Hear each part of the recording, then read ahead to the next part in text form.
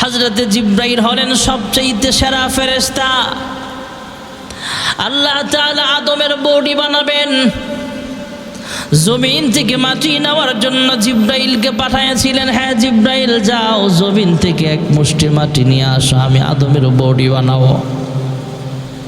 ফেরেশতা জিবরাইল আসলেন, দেখে মাটি থরথর করে কাঁপতে আরম্ভ করে দিয়েছে, হাউমাউ করে কান্দে আর বলে, হ্যাঁ জিবরাইল, আপনি জমিন থেকে মাটি নেবেন না, এই জমিনের মাটি দ্বারা আল্লাহ আদম বানাবে।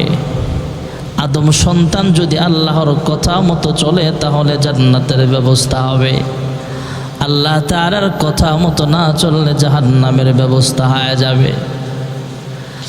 হ্যাঁ জিবরাইল আমিন, আমি মাটি জাহান্নামের আগুন সইতে পারবো না, এই জমিন থেকে আপনি মাটি নিয়ে না। জিবরাইলের অন্তরে মায়া লাগছে, মাটি না নিয়ে আল্লাহর কাছে ফিরে যায়। আল্লাহ তাআলা ইসরাফিলকে পাঠালেন, মিকাইলকে পাঠালেন, তারাও ব্যর্থ হলো। শেষ পর্যায়ে আজরাইল আলাইহিস সালামকে পাঠাইলেন, যাও, অন্যান্য ফেরেশতারা জমিন থেকে মাটি আনতে পারে নাই, তুমি যাও মাটি নিয়ে আসবা। হযরত আজরাইল জমিনের মধ্যে হাত রাখলেন, জমিন হাউমাউ করে কান্দে আর কয়, হ্যাঁ ভাই আজরাইল, আপনার আগে আরো কয়েকজন ফেরেশতা আসছিল, এদেরকে যা বলেছি আপনাকেও বলে দিতে চাই। হ্যাঁ ভাই আজরাইল, আমি জমিন জাহান্নামের আগুন সইতে পারবো না, এই জমিনের মাটি দ্বারা আল্লাহ আদম বানাবেন। আদম সন্তান যদি আল্লাহর নাফরমানি করে তাহলে এই মানুষগুলোকে আল্লাহ জাহান্নামের আগুনে শাস্তি দিবে। আমি জমিন জাহান্নামের আগুন সইতে পারবো না, আপনি জমিন থেকে মাটি নিবেন না। জমিন কাঁদতেছে, আজরাইলের মায়া লাগে। আবার চিন্তা করলেন, আল্লাহ রাব্বুল আলামিন হুকুম করেছেন মাটি নেবার জন্য, মাটি নেওয়া লাগবে। মাটি কাঁদতেছে, আমার মায়া লাগে, এই কান্নার চাইতে আল্লাহ তাআলার হুকুম পালন করা আমার কাছে বেশি দায়িত্ব আর কর্তব্য। মাটি কান্না করতেছে, মায়া লাগার পরও আজরাইল এক মুষ্টি মাটি নিয়ে আল্লাহর দরবারে হাজির হয়ে গেলে। আল্লাহ তাআলা জানতে চাইলেন, আজরাইল, ফেরেশতা জিবরাইলকে পাঠাইলাম, মাটি আনতে পারে নাই, মিকাইল পাঠাইলাম, মাটি আনতে পারে নাই, তুমি কেমনে আনলা? আজরাইল বলে, হ্যাঁ মালিক, মাটি কাঁদতেছিল, অন্যান্য ফেরেশতারা কান্নার কারণে মায়া লাগছে, সবাই চলে আসছে, আমি মায়া লাগার পর আপনার হুকুম বাস্তবায়ন করার জন্য, পালন করার জন্য এক মুষ্টি মাটি নিয়ে আপনার দরবারে আমি হাজির হয়ে গেলাম। আল্লাহ রাব্বুল আলামিন এবার দায়িত্ব দিয়ে দিলেন, হ্যাঁ আজরাইল, কিয়ামত পর্যন্ত যত আদম সন্তান আমি জমিনে পাঠাবো, এই আদম সন্তানগুলোকে তুমি এইভাবে রূপ কবজ করার দায়িত্বটা আমি তোমার হাতে দিয়ে দিলাম। আজরাইল মানুষের রূহ কবজ করে। হযরতে বাদশাহ সুলাইমান আলাইহিস সালাতু ওয়াস সালামের সামনে একটা লোক বসা আছে। হঠাৎ আজরাইল সামনে আইসা হাজির। আজরাইলকে দেখা লোকটা ডাক দিয়া কয়, হ্যাঁ বাদশাহ সুলাইমান, আপনি জিনের মাধ্যমে হোক, বাতাসের মাধ্যমে হোক, আমাকে আফ্রিকার জঙ্গলে পাঠায়া দেন, আফ্রিকার জঙ্গলের অমুক নির্জন এলাকায় আমাকে পাঠায়া দেন। আমি আজরাইলকে দেখা ভয় পেয়ে গেছি। এই লোকটা ভীতু সন্ত্রস্ত অবস্থায় যখন হযরতে সুলাইমান পয়গম্বরকে বললেন, আমার ভয় লাগে, আমাকে আফ্রিকার জঙ্গলের মধ্যে আপনি পাঠায়া দেন। বাদশাহ সুলাইমান বাতাস অথবা জিনের মাধ্যমে আফ্রিকার জঙ্গলে মুহূর্তের মধ্যে লোকটা পাঠায়া দিলে আজরাইল সেই জঙ্গলের অমুক গাছের নিচে যে রূহ কবজ করে ফেলল। আবার বাদশাহ সুলাইমানের কাছে আসলে বাদশাহ সুলাইমান ডাক দিয়া কয়, হে আজরাইল, আমার সামনে তুমি লোকটাকে এইভাবে চোখ বিলকি দিলা কেন, চোখ রাঙ্গায়া তাকাইলা কেন? কয়, তার ভিতরে যাতে আমার ভয় চলে আসে, মৃত্যুর ভয় চলে আসে, তাই তার দিকে চোখ রাঙ্গায়া তাকাইলাম। আমি দেখতেছি 1 মিনিট পরে এই লোকটার মৃত্যু হবে আফ্রিকার জঙ্গলে। আর এখন আইসা দেখলাম আপনার সামনে বসা, আমি ভাবতেছিলাম এই লোকটাকে আফ্রিকার জঙ্গলে নিব কিভাবে, আর আল্লাহর হুকুম পালন করব কিভাবে। এই লোকটা আমার চোখ রাঙ্গানি দেখে ভয় পায় আপনাকে বলছে তাকে যেন আফ্রিকার জঙ্গলে পাঠায়া দেন। আপনিও পাঠাইলেন। সময় মতো গাছের নিচে যায় দেখি লোকটা হাজির আছে, সেখানে আমি তার রূহখানা কবজ করিয়া নিলাম। লা তাআতা লিমাখলুকিন ফি মাসিয়াতিল খালিক। আল্লাহর হুকুম বাস্তবায়ন করার জন্যে মানুষ নারাজ হবে কিনা সেটা দেখার বিষয় নয়। মানুষের কথা শোনা যাবে ততক্ষণ যতক্ষণ আল্লাহর নাফরমানি না হয়। আল্লাহর অবাধ্য হয়ে পিতা মাতার কথাও মানা যাবে না। হযরত আজরাইলের দায়িত্ব হলো রূহ কবজ করা। হযরত মিকাইল আলাইহিস সালামের দায়িত্ব হলো মানুষের রিজিক বন্টন করা, এইভাবে বৃষ্টির ফয়সালা করা। হযরতে ইসরাফিলের দায়িত্ব হলো বাঁশিতে ফুঁক দেওয়া। আর হযরত আজরাইলের দায়িত্ব হলো মানুষের রূহ কবজ করা। আর হযরতে জিবরাইলের দায়িত্ব হলো পয়গম্বর আলাইহিমুস সালামদের কাছে ওহী নিয়ে আসা। জোরে কোন সুবহানাল্লাহ। হযরত আদম পয়গম্বরের কাছে হযরতে জিবরাইল আসছেন কিতাব নিয়ে। হযরতে নূহ পয়গম্বরের কাছেও আসছেন হযরতে জিবরাইল আমিন। ঈসা নবীর কাছেও আসছেন হযরতে জিবরাইল আমিন। আল্লাহর হাবিবের কাছে হযরত জিবরাইল গমনাগমন করেছেন 24,000 বার। জিবরাইলের কাজ হলো সমস্ত নবীদের কাছে ওহী নিয়ে আসা, এটা জিবরাইলের দায়িত্ব। আল্লাহ রাব্বুল আলামিন অসংখ্য ফেরেশতা বানায় রাখছেন, যেই ফেরেশতাদের কাজ হলো শুধু আল্লাহর নামের জিকির করা। যেই ফেরেশতাদের কাজ হলো শুধু সুবহানাল্লাহর জিকির করবে। আল্লাহর হাবিব রাহমাতুল লিল আলামিন মেরাজের রজনীতে দেখতে পাইলেন অসংখ্য ফেরেশতারা দাঁড়ায়া দাঁড়ায়া আল্লাহ তাআলার তাসবিহ পাঠ করে। জিজ্ঞেস করা হলে জবাব আসলো, ইয়া রাসূলুল্লাহ, ইয়া হাবিবাল্লাহ, এই ফেরেশতাগুলোকে মহান আল্লাহ রাব্বুল আলামিন সৃষ্টি করেছেন এইভাবে দাঁড়ায়া দাঁড়ায়া আল্লাহ তাআলার তাসবিহ পাঠ করার জন্যে। আরো কিছু পথ অতিক্রম করার পর দেখতে পাইলেন অসংখ্য ফেরেশতারা রুকু অবস্থায় আল্লাহ তাআলার তাসবিহ পাঠ করতেছে। জিজ্ঞেস করা হলে জবাব আসলো, ইয়া রাসূলুল্লাহ, ইয়া হাবিবাল্লাহ, এই ফেরেশতাগুলোকে মহান আল্লাহ রাব্বুল আলামিন সৃষ্টি করেছেন এইভাবে রুকু অবস্থায় তাসবিহ পাঠ করার জন্য।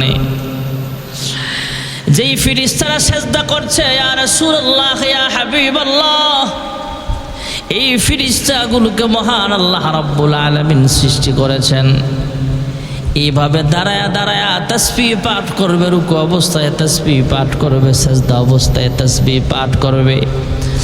একদিন নয়, 2 দিন নয়, কিয়ামত পর্যন্ত এইভাবে সিজদারত অবস্থায় আল্লাহর তাসবিহ পাঠ করতে থাকবে। আল্লাহর হাবিব দেখতে পাইলেন বিশাল বড় একটা মোরগ দেখা যায়। জিজ্ঞেস করলেন, জিবরাইল, এই বিশাল আকৃতির মোরগ আসমানে আসলো কিভাবে?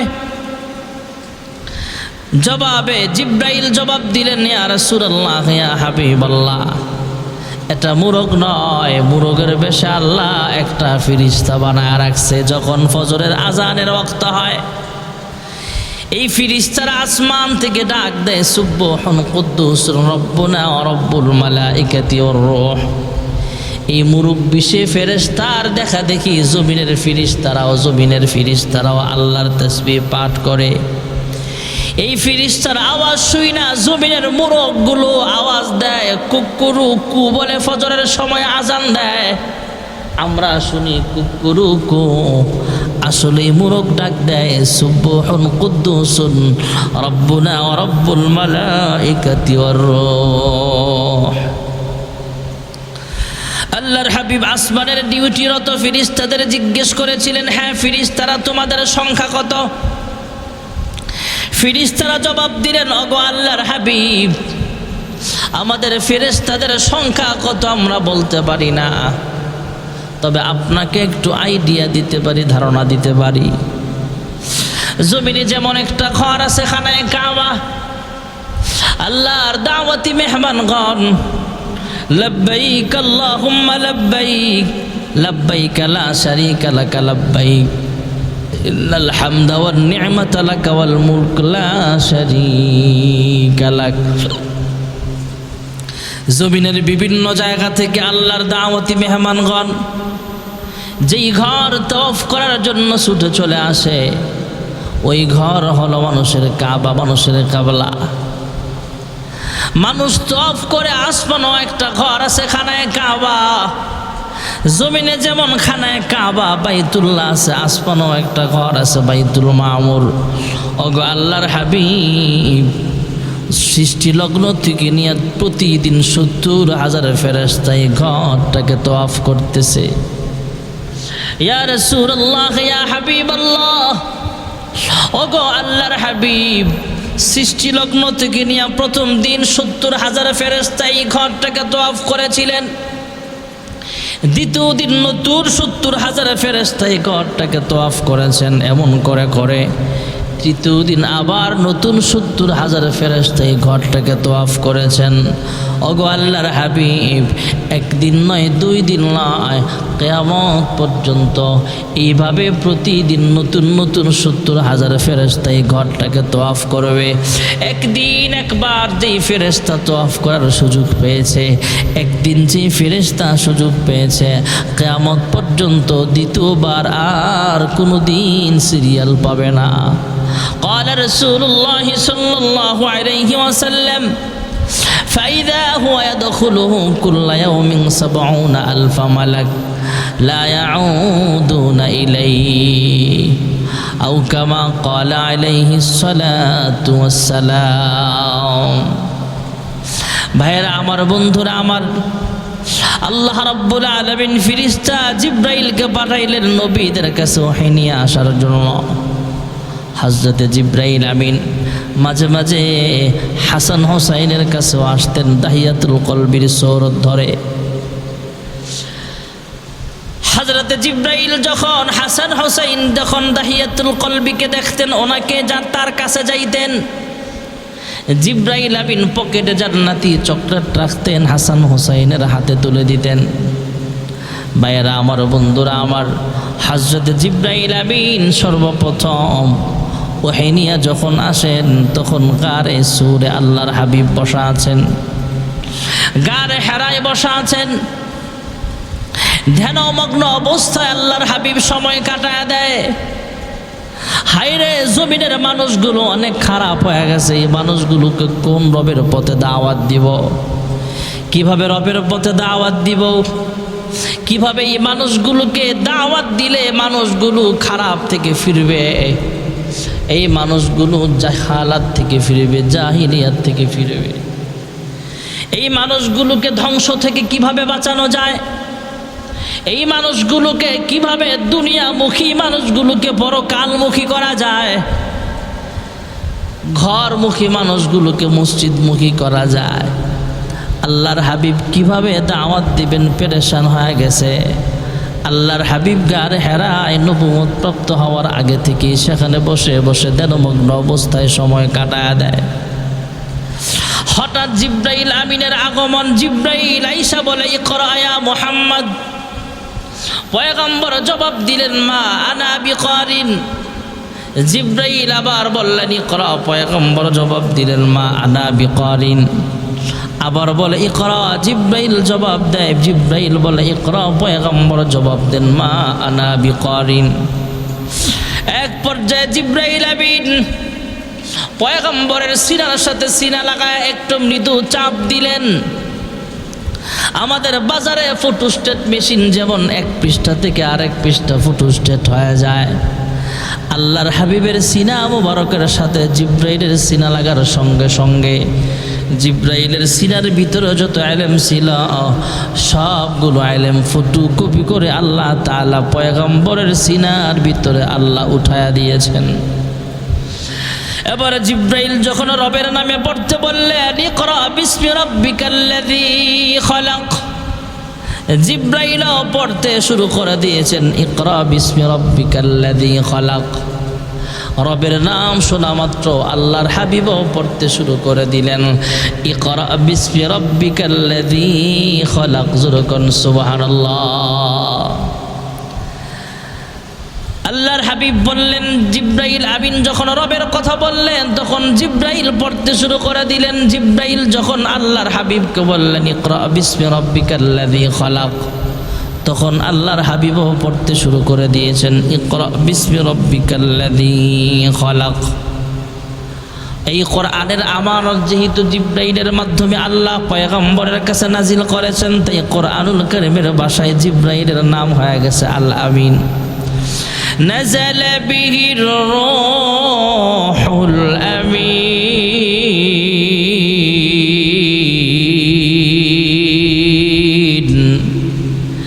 জিব্রাইলের নাম হয়ে গেল আল আমিন। আল্লাহ রাব্বুল আলামিন যে মক্কাতুল মুকাররমায় সর্বপ্রথম কোরআনুল কারীম অবতীর্ণ করেছেন, সেই মক্কাতুল মুকাররমার নামটাও আল আমিন। যে মক্কাতুল মুকাররমায় আল্লাহর হাবিবকে আল্লাহ তাআলা পাঠাইছেন, যে মক্কাতুল মুকাররমায় এমন একটা ঘর আছে যে ঘরের দিকে তাকায় থাকলো আমল নামায় সব লেখা হয়ে যায়। যে মক্কায় এমন একটা ঘর আছে যে ঘর সরাসরি সামনে রাইখা 1 রাকাত নামাজ পড়লে আমল নামায় 1 লক্ষ রাকাত নামাজের সব লিখিয়া দেয়। সেই মক্কাতুল মুকাররমার নামটাও আল আমিন। ওয়াত্তিনি ওয়াজ্জাইতুন ওয়াতুরি সিনিনা ওয়া হাযাল বালাদিল আমিন। জিব্রাইলের নাম আল আমিন, মক্কাতুল মুকাররমার নামটাও আল আমিন। যে হাবিবের কাছে আল্লাহ কোরআন অবতীর্ণ করেছেন সেই পয়গম্বরের নামটাও আল আমিন। ইয়া মুহাম্মদ জগত জালা, ইয়া মুহাম্মদ জগত জালা, কমলিওয়ালা তোমারি নাম, মদিনাওয়ালা তোমারি নাম। এই পৃথিবীর নামেরই ঢঙ্কা, সবারি সেরা তোমারি নাম, কমলিওয়ালা তোমারি নাম। ফকির দরবেশ বাদশাগণের, ফকির দরবেশ বাদশাগণের গলারি মালা তোমারি নাম, কৌসরওয়ালা তোমারি নাম। লৌহে মাহফুজে আছে যে লেখা, লৌহে মাহফুজে আছে যে লেখা, মিমেরি দ্বারা তোমারি নাম, আলামিন উপাধি তোমারি নাম। ইয়া মুহাম্মদ জগত জালা, কমলিওয়ালা তোমারি নাম, মদিনাওয়ালা তোমারি নাম। হযরতে জিব্রাইলের কাজ হলো নবীদের কাছে ওহী নিয়ে আসা। আল্লাহর হাবিবের কাছে জিব্রাইল আসতেন, আল্লাহর হাবিবের কাছে জিব্রাইল এসেছেন দুনিয়ার জীবদ্দশায় 24,000 বার। যেই কথাটা বলতেছিলাম ভাইয়েরা আমার, ফেরেশতারা হলো গুনাহ করতে জানে না, কিন্তু গুনাহ করলে সাজা পেতে হবে এটা ফেরেশতারা জানে। গরু ছাগল গুনাহ করলে অন্যের জমিনের ফসল খাইলে মজা লাগে এটা গরু ছাগল বকরি ভেড়া জানে, 4 পাওয়ালা জানোয়ার জানে, কিন্তু অন্যের ফসল খাইলে মায়ের খেতে হবে এটা গরু ছাগল বুঝে না। ব্যতিক্রম হলো মানুষ। এ মানুষ গুনাহের সাজাও বুঝে, মজাও বুঝে। গুনাহের সাজার দিকে খেয়াল কইরা যখন গুনাহের মজা সামনে আসলেও গুনাহ থেকে বিরত থাকবে, এই মানুষটার দাম ফেরেশতার চাইতেও আল্লাহ আরো বাড়ায় দেয়। ওয়ালাকাদ কাররামনা বানি আদম, আল্লাহ মানুষকে সব জাতির চাইতে শ্রেষ্ঠ জাতি বানিয়েছেন। আল্লাহ রাব্বুল আলামিন বড় আদর করে মানুষ বানাইছেন। আল্লাহ তাআলা নিজে হলেন ইঞ্জিনিয়ার। ফেরেশতাদেরকে কয়, ফেরেশতারা তোমরা আদমের বডি বানাও। হে মালিক, আদমের বডিটা কেমনে বানাইলে আপনি খুশি হবেন? আল্লাহ জানায় দিলেন, এইভাবে এইভাবে তোমরা আদমের বডি বানাও। ফেরেশতারা বানালেন। আয় আল্লাহ, আদমের চেহারাটা কেমনে বানাবো, হাত পা কেমনে বানাবো? আল্লাহ জানায় দিলেন, হাত দুইটা এভাবে এভাবে বানাও। ফেরেশতারা বানালেন। আয় আল্লাহ, পাও দুইটা কেমনে বানাইলে আপনি খুশি হবেন? আল্লাহ নিজেই ইঞ্জিনিয়ার। আল্লাহ জানায় দিলেন, এইভাবে এইভাবে আদমের দুইটা পা বানাও। ফেরেশতারা বানাইলেন। যখন চেহারা বানাইবার সময় আসলো, ফেরেশতারা জিজ্ঞেস করে, হ্যাঁ মালিক, আদমের চেহারাটা কেমনে বানাবো, কিভাবে বানাইলে আপনি খুশি হবেন? আল্লাহ তাআলা জানায় দিলেন, ফেরেশতারা রে, আবার মুহাব্বতের মাখলুক, আদরের মাখলুক ইনসান তথা আদমের চেহারা তোমরা বানাইলে হবে না। আমি আল্লাহ নিজ কুদরতি হাত দিয়া আদমের চেহারাটা বানাবো। আল্লাহ তাআলা নিজের কুদরতি হাত দিয়া ডইলা ডইলা আদমের চেহারাটা বানালেন। এবার কোরআনুল কারীমের সূরা ৩ এর মধ্যে চারটা দামি জিনিসের কসম খেয়ে আল্লাহ বলেন, লাকাদ খালাকনাল ইনসানা ফি আহসানি তাকওয়িম। আমি আল্লাহ সবচেয়ে সুন্দর করে মানুষ বানাইছি। যেরকম সুবহানাল্লাহ। ওরে মানুষ হইছ বেহুশ দুনিয়ার পিছে, কি জবাব দিবি রে তুই আল্লাহর কাছে? হায় কি রে তুই আল্লাহর কাছে? রাত দিনে দৌড়া দৌড়ি, বিশ্রামের সুযোগটা নাই। নামাজ রোজা দূরের কথা, আল্লাহর নামটাও মুখে নাই। তোর পিছে মহা বিপদের সংকেত আছে, কি জবাব দিবি রে তুই আল্লাহর কাছে? হায় কি জবাব দিবি রে তুই আল্লাহর কাছে? হালাল হারাম না মানিয়া কত টাকা করছো কামাই, এত টাকা রাখবা কোথায়? কাফনের তো পকেট নাই। টাকা পয়সা লইয়া কি কেউ কবরে গেছে? কি জবাব দিবি রে তুই আল্লাহর কাছে? হায় কি জবাব দিবি রে তুই আল্লাহর কাছে? আল্লাহ তাআলা মানুষ যেমন শ্রেষ্ঠ বানাইছেন, এমন শ্রেষ্ঠ মানুষ হিসাবে শ্রেষ্ঠ কিতাব আল্লাহ দান করেছেন। আল্লাহ তাআলা আমাদের সবাইকে শ্রেষ্ঠ মানুষ হয়ে জান্নাতি মানুষ হিসাবে জীবন গড়ার তৌফিক দান করুন। আমিন। ওয়া আখিরু দাওয়ানা আনিল হামদুলিল্লাহি রাব্বিল আলামিন।